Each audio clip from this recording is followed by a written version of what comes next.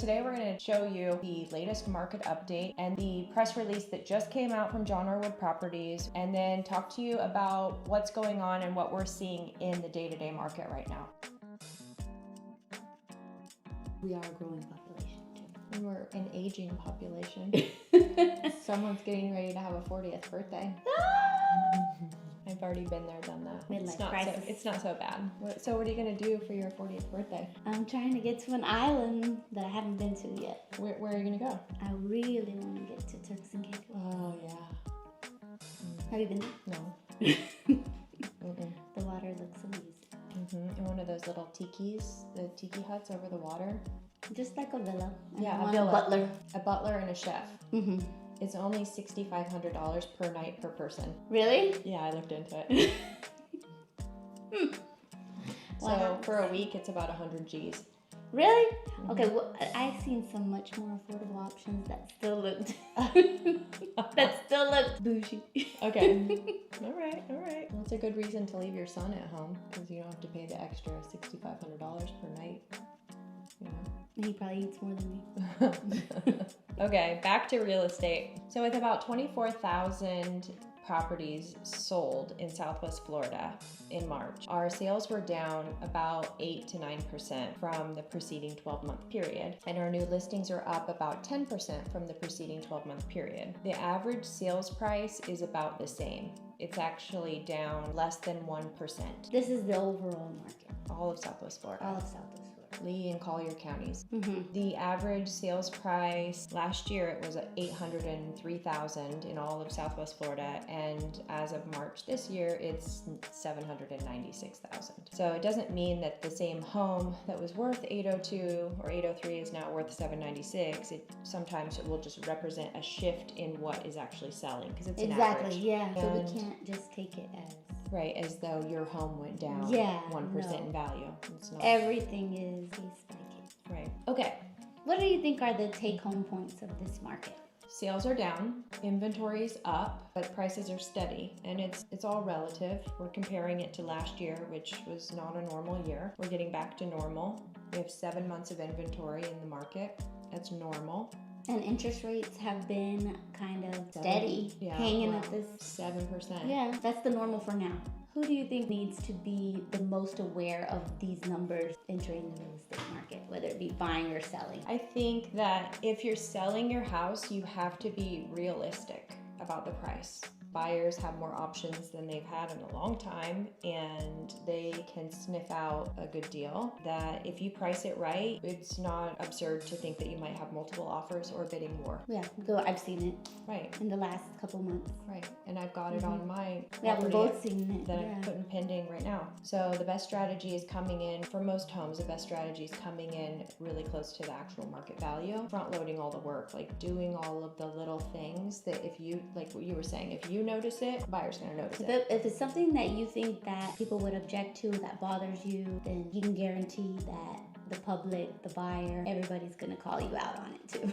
Right. The home has to be ready, and that's something that we're really good at, is preparing the home for the market. Bringing in staging if we need to, identifying repairs that need to be addressed, giving professional advice on what to do and not do. You always talk about your SWOT analysis. Oh yeah, the SWOT analysis.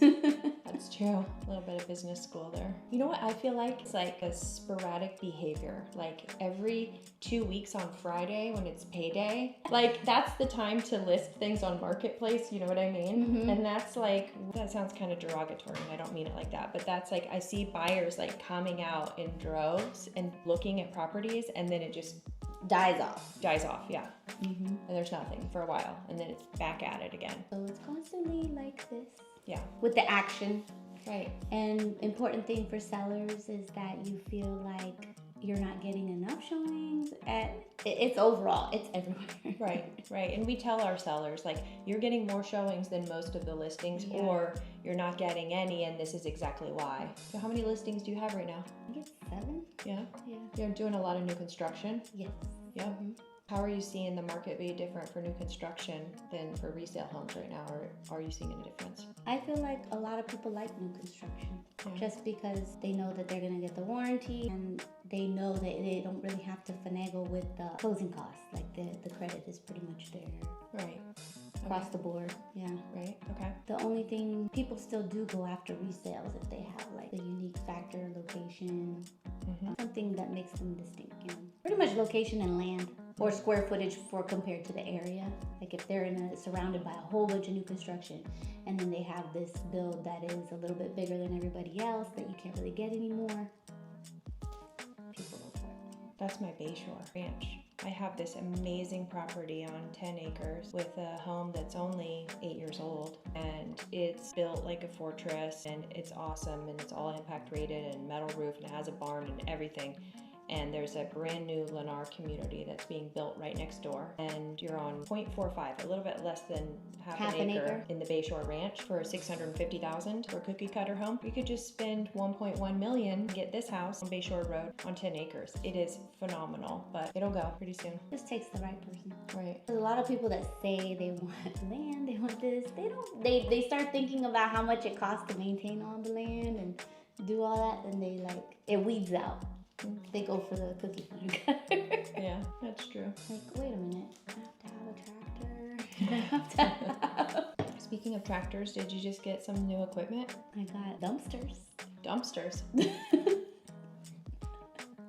If you need a dumpster, talk to Yvonne, her husband. I have a promotion. If you're moving, clean out. No. Shameless plug. So if you have a castle, call Yvonne. If you have a dump, call her husband. Yeah. All right, let's look at Fort Myers market. So Fort Myers, the average prices are up 2%. New listings are up 15%. Closed sales down 13%. You would expect to see the average sales price down, but it's not. It's up 2%. Which is where we started at the beginning of the year. We kind of look at things by quarters in real estate. So March 31st was the end of the first quarter, and it's still on track for our predictions that it's the same boring market. Yeah, it's not boring. No. It's really exciting. When you live it, it's not. It's really exciting. Because it is exciting.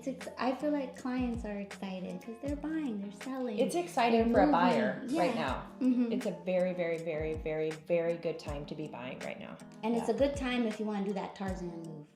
What's that?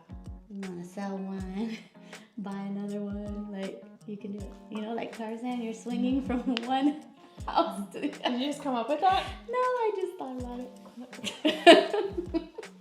You can be Jane. Oh.